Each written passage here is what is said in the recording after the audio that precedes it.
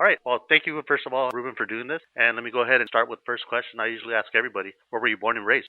I was born in Billings, Montana on December 19th, 1957, but I was raised in Bakersfield. What was the household like at that time when you were a kid? Were you guys all close? Yeah, actually we were very close. We went from Montana. We moved to Bakersfield, went to Texas. We came back to Bakersfield. We went to Denver, to Aurora, Colorado.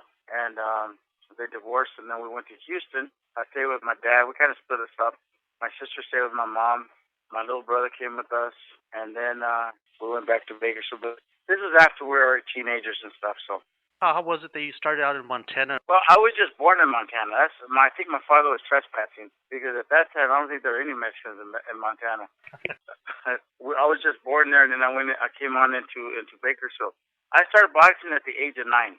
And the reason I started boxing is my cousin, Carlos Tijerina, was fighting. And I would carry his bag to the gym because I just hang out, And I took his bag to the gym, and we'd go on this railroad tracks. And the fun part was that we'd jump on the train because it was going real slow, and it would jump off on 20th Street, which the gym was. So we'd ride the train for a few blocks. It was real slow. And so my cousin would do his workouts, and then grab his bag in. We'd walk 3 blocks. It was really weird because at that time the train was going back the other way. So we jump on that same train and head on back, and then jump off and walk to my cousin's house. And we did this every day. And then I started hitting the bag, and I started hitting the speed bag. I was 9 years old. And then I just started boxing. I started doing that. Also, we had a paper out. And this is where it comes to, this has started our kind of like a criminal career. Not really criminal, but he would put me in these trash bins at this newspaper, and I'd take out all these misprint newspapers, and we'd go downtown at night, and he'd have me go into these bars where all these old people were. I thought we were old at the time, and I'd sell them misprint newspapers, and I'd make money, and we'd split it. According to him, it was 50-50, but he would rip me off. So that went on for years, like until we were 30. No, I'm just kidding. That went on, until he made some monies, and then I got too big. I wasn't so cute to them anymore, so fuck it, I quit. We partied, our business was over. It was like a little Ponzi scheme. and what was Bakersfield like at that time? Bakersfield has probably never changed, bro. And I love Bakersfield. That's my home. You know what's really crazy? They did a survey of the most famous people come out of Bakersfield. Buck Owens was number 1. I so happen, I don't know how, come number 2. Frank Gifford, 3, blah, blah, blah. Rick Mears, and all the way down. Well, Buck Owens died, so I was wondering if I'm number 1 or is he still, I don't know. But Bakersfield's always been my hometown. I fought out of Bakersfield. In fact, I saw a guy, Don Kreider. Don Kreider had an amateur team called Kreider's Critters. All of his kids, and he had an amateur boxing team at a Strongbow Stadium, which is called the Dome now. And that's where we started our boxing career. I started there. Do you remember the Centennial Auditorium? The Centennial Gardens, yes. Yeah, I remember. I think I went there one time for some local guys from Oxnard here. We went to go watch one of their fights they fought there. And I remember seeing a plaque with your name on there, on the wall. That's called the Bob Elias Hall of Fame. Now that the arena is called the Rabo Bank Arena. That's all the athletes and dignitaries who ever come out of Bakersfield. They have like Buck Owens' guitar there. They have my robe, my boxing shoes. They have Rick Mears' stuff. Everybody will come out of Bakersfield. Like Brett McClanahan played for the Vikings. I mean, there's a lot of athletes, and Merle Haggard, Buck Owens, Joey Porter, except they don't have the prostitutes that used to walk down Union Avenue. That's the only thing. I would like to see them have a whole bunch of G-strings hanging in that place. That would be cool, dude. Do you know if they have a street or road named after you? You know what? It's funny you said that because that was on the ballot. And one time, Rick Mears and I think McClanahan, Brent was with us. We went to some function, and there was a big fight that broke out. We're right in the middle of it. So they decided not to go on with that idea because they figured that we were more a liability than you know what I mean? Buck Owens was the only guy that got a street named after him. My girlfriend lives up north, so I'm up there every other weekend. Sometimes, about 3-4 weekends a month. So I drive through Bakersfield all the time, and I always see Buck Owens. So I didn't even know who Buck Owens is until you just told me right now. Bro, that guy he was one of the biggest country western stars ever. He's huge. He did in fact, Buck has a restaurant. You got to stop. You want to impress your girlfriend, take her to his restaurant. It's called the Crystal Palace. Bro, behind the bar, it's got a Cadillac that's mounted up on the wall, and it's mounted and has these silver dollars or 50-cent pieces that were mounted on the dashboard. When they were mounting this car, the workers were stealing those coins. So Buck put some surveillance, caught them, and prosecuted them, got the coins back. But Elvis Presley gave that car to Buck Owens. Buck was a big man. Dude, don't ever go to Bakersfield and ask about who was Buck Owens, because you'll get shot. It's a huge place. You got a opportunity to go there. It's a beautiful, beautiful place. It's a great people, all mostly country people. It's weird that I never heard of him. I'm sure I probably heard his music. I just didn't know who he was or what his name was. Oh my goodness! But trust me, I won't say I don't know Buck Owens. I'll do a little research. I'm going to tell people. I'm going to tell people this. He has no clue who Buck Owens is. What were you like as a kid growing up? Were you quiet? Were you shy? Were you outgoing? Were you crazy? I've never ever been shy, and I think this. I went to Catholic school. I guess they take all the shyness out of you. I got in trouble a lot because of my mouth, and then the nuns used to beat the shit out of you back then. That's why I was such a good boxer, because I moved a lot, because they go for your ears. And I didn't like my ears pulling out, bobbing, weaving, moving. So Sister Henrietta, I guess I owe part of my career to her, And she was always after my ears, and she just couldn't grab them because I was moving, bobbing, weaving. But Catholic school, and here's another thing. I've been married 4 times. I've got 6 kids with 4 wives, 4 mothers. Because I went to Catholic school, they told me to love thy neighbor, so I did too much. And so, no. But I'm just kidding. But that's Catholic school. I went to St. Francis School, and we have such. I don't know. I don't know what it is about Catholic school, bro. Because a lot of very important people come out of Catholic school except me. You know what I mean? People done shit with their lives. The nuns will scare you straight, bro. So, but in school as a kid, I was pretty humble. And I was pretty humble as a fighter. Now, but I want to tell you something, and I don't mean to change the subject, but, I grew up fighting with the Mayweathers, Floyd's a very, very close friend of mine. When I saw that 24/7, and I saw how Junior talked about his dad, I have no respect for that kid.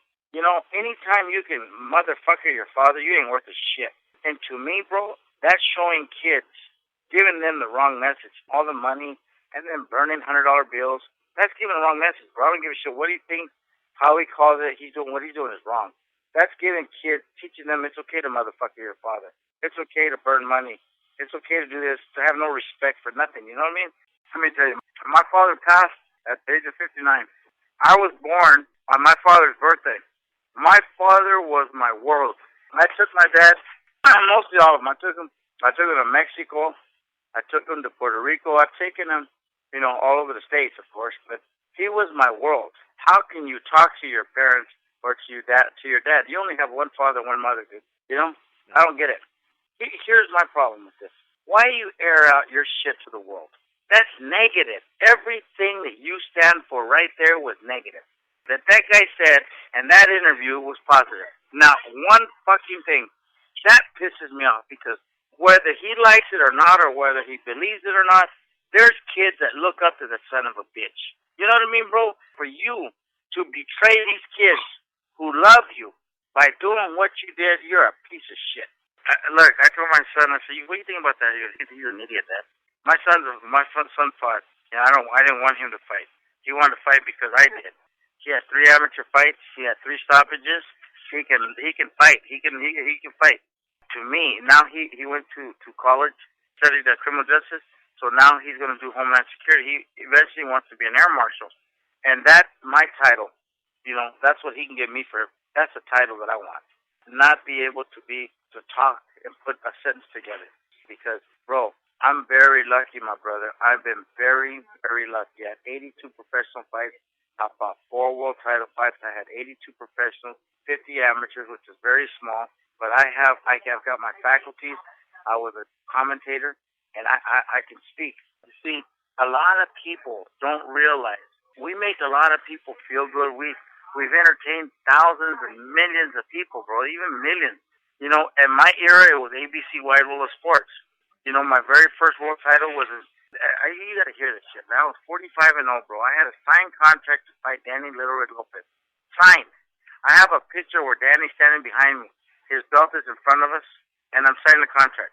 Well, Alexis Arguello, was scheduled to fight a rematch with Samuel Serrano, and the fight fell out. Samuel broke his hand. So Don King needed somebody to replace him, and ABC Sports was giving Don a lot of trouble, a lot of pressure.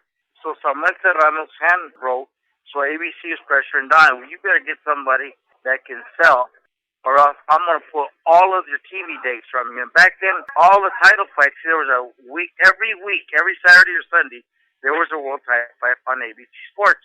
So he pulled me out of the Danny Lopez fight, made me fight Alexis, which was not even my weight division, and put Salvador Sanchez against Danny. So Salvador beat the shit out of Danny. Was that their first fight or second? That was their first fight. And then after my fight with Alexis, I won the first 10 rounds and got stopped in the 11th with Alexis. So being that, and Howard Cosell had such a big part in me getting the fight with Salvador Sanchez 90 days later, because he knew that was not my weight division, and he says, ABC, he had an influence on ABC to televise, to put me with Salvador Sanchez as as his first defense. And 90 days after I fought Alexis, I fought Salvador, and I beat his ass, bro, in 15 rounds, and they stole that fight on ABC Wide World of Sports, dude. And Howard Cosell told me, you won the fight, I'm going to help you get another title fight, or a rematch. Bro, I had 5 world title elimination bouts, and they wouldn't fight me again. I fought Juan Escobar, the only guy to ever draw was Salvador Sanchez. I knocked him out in 8 rounds. One left hook, I broke his jaw and tore a ligament in his left knee. When he fell, his leg was behind him. Then they said, okay, now you have to fight the only guy who ever beat Salvador Sanchez. Do you know who that was?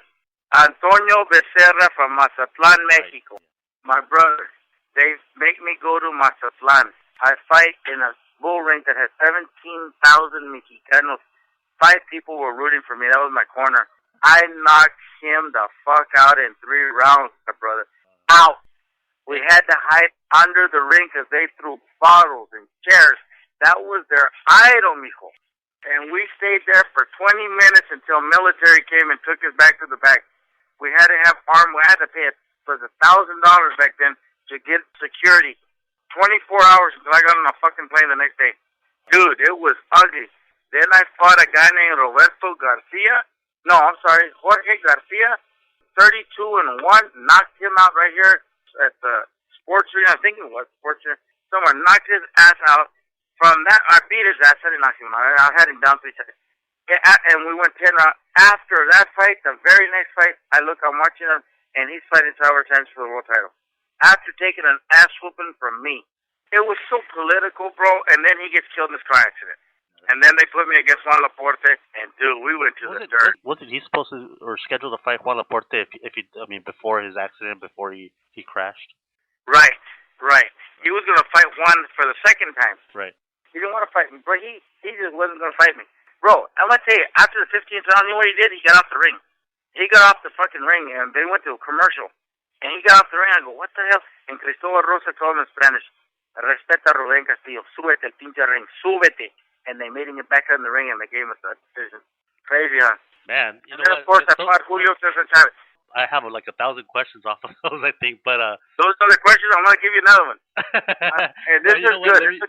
I mean, we were talking about you as a kid and all that, and growing up, and you were talking about how you got started in boxing. You asked me if I was shy.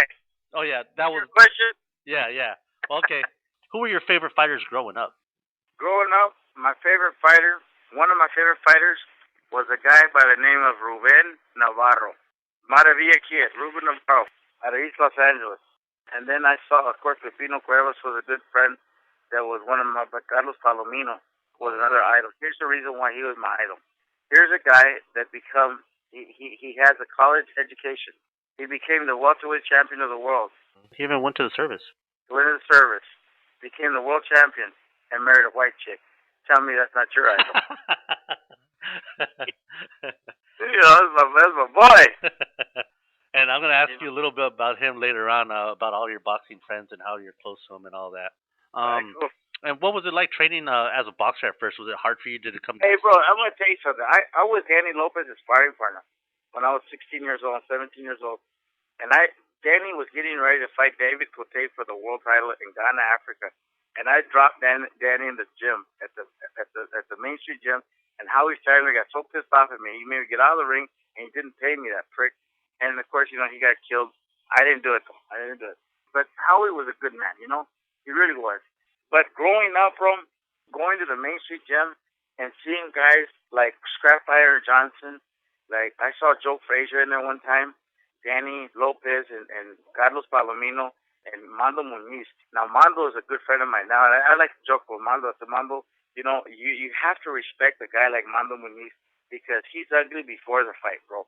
You think this guy beats his own ass? You think he cares about you, bro?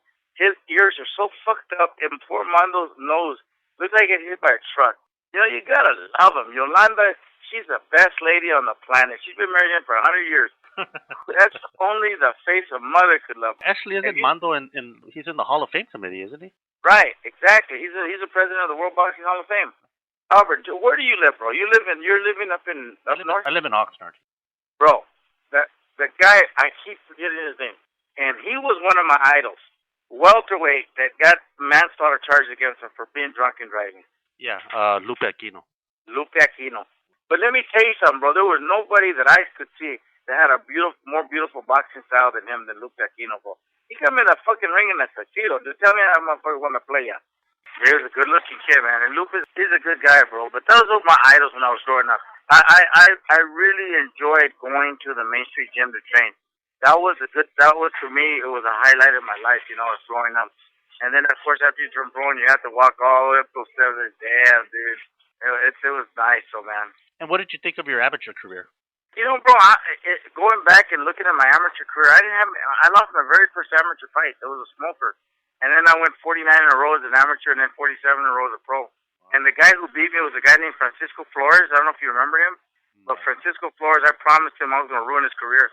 I fought him as an amateur, I fought him in the National Golden Gloves, and then I fought him as a pro and I retired him. I told him, you will never beat my ass again, ever. And he didn't. And do you think it's important to have an extensive amateur record or experience? Well, it's very important to have a lot of experience going into this. But let me tell you something, number 3. The amateur ranks are tougher than the professional ranks, bro. It's tough. That's why I have a lot of respect for Pablo Gonzalez. You're an Olympic gold medalist and Henry Tillman. These guys are gold medalists, dude. To become a gold medalist in the Olympics, you gotta be one badass ambition. Because you have 3 rounds to get busy. And that's it. You have 3 rounds, and you better get yours. You better get your fight on in 3 rounds, or it's over. Like I said, back in those days, man, it was tough, bro. I fought in nationals. I even fought in the Pan Am Games, bro. Listen, when I fought in the National Golden Gloves, bro, we had 5,000 participants. 8 champions walked out of there, 8 gold medalists. And you see kids, you guys become friends, and all of a sudden there they go. They're leaving. Every day they had 3 rings going 24 hours in a week. And the finals were at the end of the week. One time, Albert, I fought 3 times in one day. They don't do that stuff no more. Yeah, no, we fought. One time I fought at 2 o'clock in the morning, and then I fought again at 5:30. For your first pro fight, what do you remember of it? I fought a guy by the name of Franco Mata, and I was in Tucson. And it's probably, I was so hungry to knock him out because my dad was ill, and I wanted to get home to my father. So I stopped him in the 3rd round, I think it was. Bro, everybody's got their story, bro. My father had back-to-back open heart surgeries. I was begging promoters to give me fights every week. One time I fought 5 times in the month. I fought for the Arizona State title, I think in my 10th professional fight, because I had to support my little brother and take care of my father. I fought in the Don King United States Boxing Championships in 1977, and my division was the only division to finish. That began making my money, By the time in 1980, I had 6 digits. I built my dad a home. I bought him this lot. He built a house, and that was my dad. And you busted your ass for it. I mean, I think your record says it all there. Well, yeah, I had a couple of fights, bro. Yeah, and dude, and like I said, Albert, I worked hard, and I wanted to become that champion, And everybody wants to become that champion for their dad. But I was wanting to survive. I wanted to make a living from my dad because I knew he wasn't going to be able to work yet. And I told him, don't die, Dad.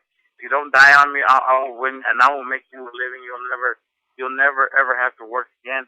And he lived, and I had him a very good life, you know. And he died at the age of 59, bro, from diabetes. And what year was that? He died in 88. So you have, a whole bunch of wins. I mean, yeah, what, 46, 47? And I was 47 and 0 before I got a shot at the title. Who called you that night and said, hey, you know what? Don King called us at 8:30 at night on a Sunday and told me I was fighting in 3 weeks for the junior lightweight title against Alexis Arguello. And I told him, I'm not fighting Alexis. That's not my weight division. I got a contract to fight Danny in April. If you don't fight this fight, you're not fighting Danny ever. So I took the fight on a 3-week notice. What was your preparation like, knowing that all the odds were against you? Training camp. We went to training camp, and I knew one thing. I had to outbox him. I went to training camp immediately. I had already been training lightly, and then this was during Christmas. We fought January the 20th. You know. Did you feel the difference as far as the weight? Since he was bigger than you. I weighed 128 pounds. Alexis was 130 by the time we fought. He was about 150 pounds. Did you feel the difference as far as like in his punches and all that? Bro. He was so much stronger. I was outboxing him, bro, but. I'm fighting a legend, dude. This guy, one shot, bro, ruined my whole day. Bro, he hit me with a right hand, dude, and then he hit me with a left hook to the body and a little uppercut, bro. And I didn't know where the fuck I was at. The referee asked me, where are you at? I go, in the mess. And then they ask you stupid questions. What day is today? I don't know. I didn't know the day coming into this fight, So, and like I said, 90 days later, I fought Salvador Sanchez, and then I fought Laporte. What did you think of that fight? I know Salvador... I know you probably don't want to hear this, but Salvador is one of my all-time favorite, if not my all-time favorite fighter. What do you think Salvador Sanchez against Julio Cesar Chavez in their primes? Who do I think? I would want to say Sanchez. Salvador would have got knocked the fuck out, bro. You think so? And I don't mean to disrespect him, and I'm not trying to disrespect him, but Salvador Sanchez could not punch. And he could take a shot. The thing that Salvador did that was so different than us, his recuperation time was phenomenal. Yeah. Nobody could recoup like he could. And he could be dead tired in 30 seconds, just like brand new. But Salvador Sanchez, I don't get where everybody said he was pound for pound the greatest fighter in the world. If he was such a great champion, why would he not fight me again? Why would he deny me a title, a rematch? Bro, he was going like he was following me. Whoever I beat, I'd fight him. And actually, he was going to give Laporte a rematch. Second shot. Not you. Before me. Yeah. You see? And that's what I'm saying. If he was such a great pound for pound, why? He knew I beat him, dude. He knew. He got off the fucking ring. Why wouldn't he give me another shot? And do you think it had to do with his people? You think it had to do with him? You think it had to do with promotion? No, I'm going to tell you why. I have a friend of mine, and you can call him. His name is Manny Mancera. Manny Mancera was in a hotel room with Torres Landa and Salvador Sanchez. He was good friends with Sal and Cristobal Rosas. And he was in a hotel at Caesar's Palace, and Torres Landa said, mira, Chava, tenemos que pelear la revancha con Ruben Castillo porque el Consejo Mundial nos está dando muchos problemas. So, you know what he did? He's watching TV, and with his hand, his finger, his motion, no vamos a pelear con él. Tenemos que, he says no. And Manny Mancera was in that room. He said, Medro, yo te voy a decir una cosa. And this was years after, bro. Chava did not want to fight you. Oh, hey, that already knew because he wouldn't give me a shot. So let me tell you what happened. Don King told me, he invited me to the fight with Salvador Sanchez and Wilfredo Gomez. He says, you will fight the winner. I said, Don, he told me, if Wilfredo Gomez beats Salvador, I have a contract for you for $600,000 to fight Wilfredo Gomez. I said, Don, why don't you make it for $6 million? Because Wilfredo Gomez is going to get his ass kicked. Wilfredo Gomez lost the fight on the scale, dude. He was so sucked up. I was at the fight. There was no way. I put $2,000 on Salvador Sanchez to win by knockout because I saw Wilfredo Gomez spitting, running, in plastic 2 hours before the weigh-in, bro. And in those days, bro, we weighed in at noon and fought at 6 o'clock, or say we fought the same day. It's not like here now that, nowadays where they can recoup. Man, that's crazy. I didn't know all that background, but... Bro, do you remember after that fight, that riot? Yeah, in the outside, I threw the first punch in that riot. You did? I was sitting in the first row with me, Angelo Dundee, and Ray Leonard, and Don King, and Wilfredo Gomez. You know how they throw that thing and whatever color that's where the corner you go to or whatever? Yeah. Wilfredo Gomez was in the corner that I was sitting in with Don and Angelo Dundee and Ray Leonard. And he looked at me and he saw me. And he points at me and he grabs his dick. He says, "Tú sigues, hijo de puta." And I flipped him off because we hate each other. When they got knocked the fuck out, they got off the ring and his brother pushed me and I cracked him, bro. I hit that motherfucker so hard with the left hook, dude. He looked like he got shot. And then Wilfredo turned around and I cracked Wilfredo and here comes the Mexicanos from one side and the Puerto Rican, and it was a fucking riot. And they grabbed me, and Don grabbed me, and the bodyguards, and they rushed us out this motherfucker. And this is a great story. Angela goes, he was breathing so hard. The next fucking time you do that, you tell me you do it, you son of a bitch. So I can get the fuck out of the way. Hey, where was all that hate that you had against Gomez? Where did that come from? We have hated each other from day one, bro. Let me tell you, he's always said that he's going to knock me out. Fuck you. First of all, he was too light for me. He told me, what's he not fighting? Okay. Because he thought that I'd be Salvador Sanchez, bro. And he wanted to fight me. He wants to do it. I'm ready, baby. Any fucking time you want it. So Don says, if Gomez beats Sal, I said, I want Sal. Sal's going to knock him out. And they still will never fight me, bro. What was that atmosphere like that day and for that fight? I remember watching on TV, and they had all the bands. Remember all the musicians and the oh yeah, dude, bro. You know, it just you almost knew a fight was gonna break out. I didn't know it was gonna be me to start it, but that fucking the Puerto Rican people and the Mexican people, dude, we just can't get. It's like the Crips and the Bloods, bro. Yep, it is. It's like the dogs and the mailman. You know, especially we just can't get along. And we make the best fights. But you know what's so crazy? Me and Juan Laporte become best of friends. That's a good guy. After our fight in Puerto Rico. What happened there with your fight with Kelvin Lamp? I know he fought you in Bakersfield. Got you by points. You ready? Yeah. Look at this. Let it go, man. I know you will. When we fought, my manager sent me to Mexico City, bro, with Julio Hernandez to train for this fight. And I'm thinking, what the fuck are we coming to Mexico City when I'm fighting in Bakersfield? I live in Bakersfield, and I have to go way over there. 3 days prior to my fight, we get back to Los Angeles and into Bakersfield. The day of the fight, bro, I get chorro. Montezuma's revenge landed. Bro, I weighed 123.5 pounds, and the weight was 127, give or take. I was chorro, bro. When I got in the ring, bro, in the second round, I had to take a shit, dude. All I was doing, I wasn't worried about losing or winning. I was worried about shitting on myself, bro. It was the most horrible. And you know Marty Denkin? You know the referee Marty Denkin? Yeah. He came to my corner. In the 10th round, he says, I don't know what your fucking fight plan is, but it's not working. He says, would you fucking throw a punch, Ruben? Make me try to stop a fight? I said, Marty, I got shit so bad. So I lost, and as soon as they gave the decision, I ran out of that fucking ring, and I dropped another 6 pounds of shit, bro. So I stayed in Bakersfield, and I fought a rematch, and I knocked him the fuck out in 5 rounds. But the first time, that's what happened. Wasn't it in 2? Or something else. And you did there in I knocked that motherfucker Philly. Yeah, I stayed there, trained there. I was already in shape. I had my next fight right there. I knocked that motherfucker the fuck out. And then right after that, you fight Becerra. Exactly. And you fought in Mazatlan. What is it like, especially for someone that's raised out of here, born and raised from here, and you go to Mexico, all of a sudden everybody changes, or even if you fight here, like when there's a Mexican crowd, even if the Mexicans are from here, they go for the guy from it. I know, bro. Of course. That's just the way it is. Over here, you're not a Mexican if you're born here, bro. You're born in them. Pretty much. You know what I mean? Dude, my father's from Atotonilco, Jalisco, bro. My dad's family. You know? We're Mexicanos, bro. We got fucking nopal right here all over our frente, dude. I even work for Univision, you know? I speak fluent English and Spanish, dude. You know, you get no credit for it, bro. Pinche pocho culero and all kinds of shit going at you, you know? Bro, I hit him so hard, dude. I left him tendido, dude. We had to hide under the ring, bro. They threw bottles and chairs in la madre, dude. They didn't care for that, because that was their idol, you know? I come to Mazatlan.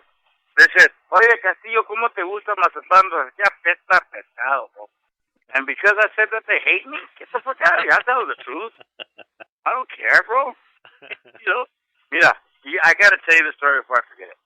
Don King calls me in 1985. I got another title for you, my man. You're the champ. I said, Don, you owe me $50,000 from the Laporte fight. Don put $175,000 on contract, and he said, I'm going to give you $50,000 under the table. You don't have to pay taxes on it. I said, fine. Who's going to say no to that? He said, when the fight's over, go to Duke Durden. Duke's going to give you the cash. I went to Duke. I don't know what the hell you're talking about. Don's on his way back to New York. Well, back then, Don would have fights out all the time. Try to find him to get your money. That's what Don did to everybody. I didn't know this. So finally, he called me in 85. 2 years later, he got his fight. I said, Don, you motherfucker, you're a dick. Where happened to my $50,000? I got your money, champ. He's laughing. He thinks he's funny. So he said, where you at? I said, Bakersfield. So he put the plane at Meadows Field. They fly me to New York. He's going to give me $225,000 to fight Julio. And I said, who are we fighting? He goes, Julio Cesar. He ain't nobody. Champ, you the champ. He just won the title. He got lucky.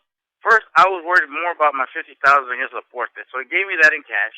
And then he gives me a tape. And he gave me a tape of Julio against Adrian Arriola. So he gives me money. And he tells me, who's Chavez? My man, you the champ. Bro, I saw the fight with him and Adrian Arriola. Said Arriola slapped the shit out of him. I'll box this kid. My brother, in the fourth round, I hit Julio right at the bell, dude. With a left hook, I fell to the middle of my back, bro. I looked down and he took 2 steps right to my face, and he says, "Chinga tu madre, way." I go, fuck. I went back to my corner and I said, I just pissed this fucker off, man. He's hot. Bro, he put 15 stitches in my left thigh, broke my cheekbone and two ribs in 6 rounds. And Don King says, my man, do you want a rematch? I go, why? Fuck you. I'm going to the hospital. I'm not going to Disneyland, stupid. I ain't fucking a rematch. What are you, fucking dumb? Dude. And every 4, 5, 6 fights, you want a rematch? Don, what a part of no you don't get? That was my last title. I didn't want to fight him. I just listen, I fought a few fights after that. But see, after that fight, Jerry Buss offered me a commentating job with Prime Network. I started doing that. Then I got with HBO because Julio didn't speak English. So I did the interpreting. I did the interviews. I worked with Lampley Merchant. And then I started doing the interview, and I started just doing commentary, bro. I did color all over the place. I did pay-per-view. I did Michael's fight with Chiquita. And bro, I got to tell you now. You ready? Tell it. Throw down. Who's the Korean guy or Asian guy that Julio fought in Atlantic City? Some Asian guy. Anyway, at the weigh-ins, he asked Julio for an autograph. Bro, I take $5,000 to the sports book, put $5,000, they don't go 3 rounds. Bro, how do you ask somebody for an autograph before the fight? Didn't that just show him his nalgas, bro? So check it out. I interviewed Julio. I had to ask him some questions. Mira, déjame decirte una cosa, cabrón. Ben, so he wanted me to come up to his room to read this contract. Don's a dick, bro. He gave him all of his contract in English, bro. He don't know what he's signing, dude. He didn't have a clue. But anyway, so I'm reading this contract with Julio. Tienes 2 peleas todavía con el negro, güey. No, que se ching, because he was going to sign with Top Rank. So after the fight, bro, he told me, mira, después de la pelea, Ruben, diles que le quiero mandar un mensaje al Long King. Okay? So I asked him, I told Lampley, he got 2 fights with Don. He wants nothing to do with Don King, Lamps. Julio wants me to give a message to Don King. Hey, Don! He tells me, looks at the camera. Eres un fuck you. Oh, I go, whoa! Let's go back to ringside to Jim Lampley and Larry Merch. Bro, these guys were on the floor, dude. I go, well, that's kind of self-explanatory, I guess. I gotta say shit. Oh my God. Oh, and Julio got off the fucking ring and went back to his dressing room. Chingues Dominguez, bro. Are you satisfied with your whole career and looking back at it and now that it's said and done with? I'm very content. There's nothing you can change, bro. Yeah. And I've always tell my kids, if you want to go forward, don't look back. You know? You can't look back, bro. I don't look back. I know where there's a bunch of changes can be made. Even right now, dude, to go forward, we need to make changes. First of all, I want you to print this, bro. Please print this, okay? I'm asking you for this favor. We need to change the system. We need to change who our judges and referees are, because I know one guy I helped get in boxing. His name is Raul Caiz. He's the worst referee on the planet. He can be bought. I saw him take an envelope from Ricardo Maldonado with $10,000. Raul Caiz has his son, Raul Jr. He has another son named Sergio. He has a daughter named Carolina. Every fucking one of them are in the business. Not one of them know the difference between a left hook and a fish hook. It's all about money. The only one left is his wife, Edie. What business does his son, Sergio, having in Thailand, refereeing a world title fight, his very first refereeing job ever? Ever. Never an amateur fight, never a professional fight, and they got him refereeing a world title fight in Thailand or some Asian country, bro? Why? Tell me, how does he justify? How does the commission how does the WBC justify?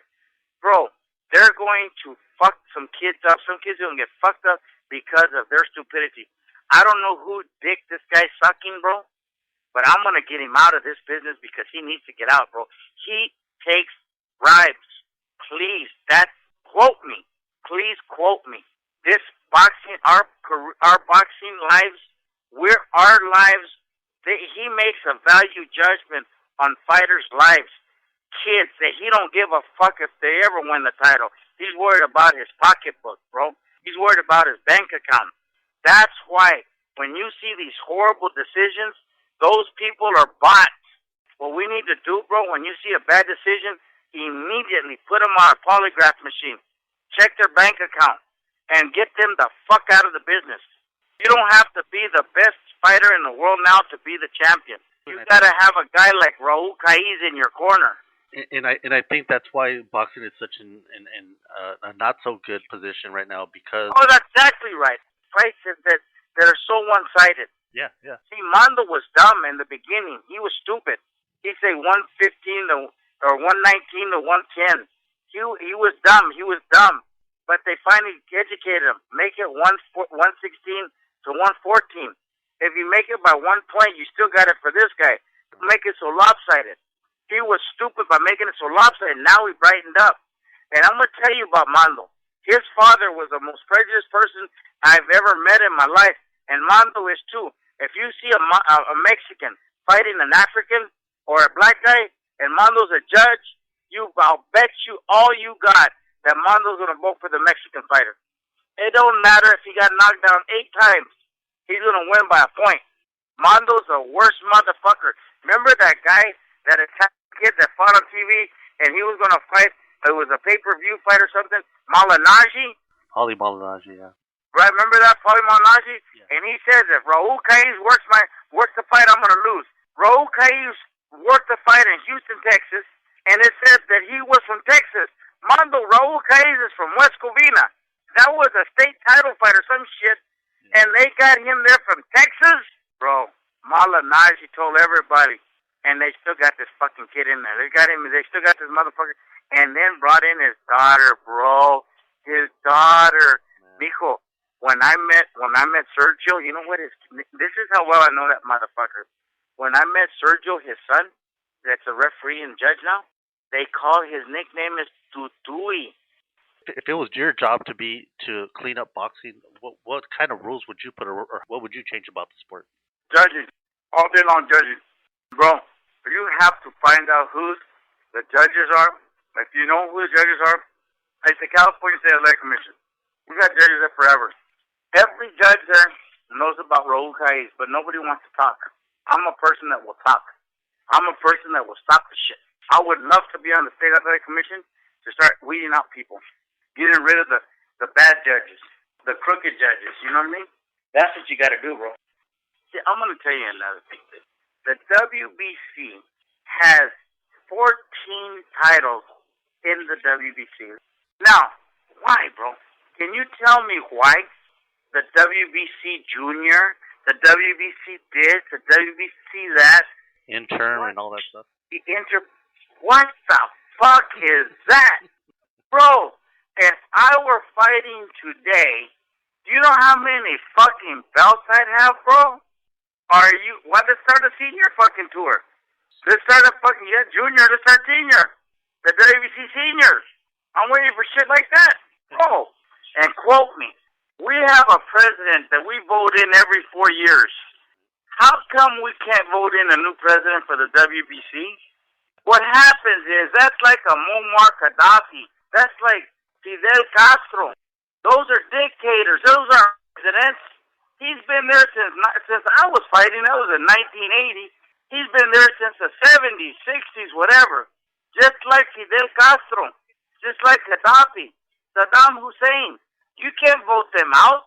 Those are dictators. So this means that the WBC, the WBA, the IBS, the IBO, the UBME, the IBU,